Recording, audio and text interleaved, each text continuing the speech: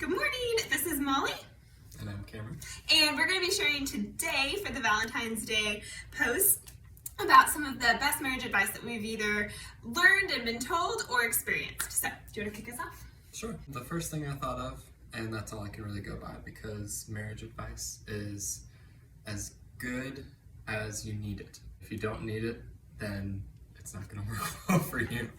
So there's a lot of advice out there, and it's really just, what you need at a certain time. What stood out to me was that we read 1 Corinthians 13 every month anniversary. That was just a suggestion that we got from a mentor. What I noticed was the first characteristic of love is patience. I don't say that to normalize if you feel like your spouse is draining your patience. That's not what I mean when I say love is patient. But patience is trusting in the Lord and being joyful in the midst of periods of waiting.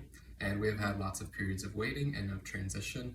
And we've just learned that life is much better when you're more patient.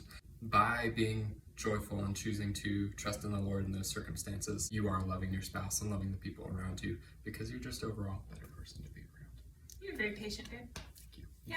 My bit of marriage advice is don't expect the other person to read your mind. So I think sometimes we feel like if we have to ask for something, then it's somehow less genuine. So for instance, we had been married probably like 6 months or so, and I was like,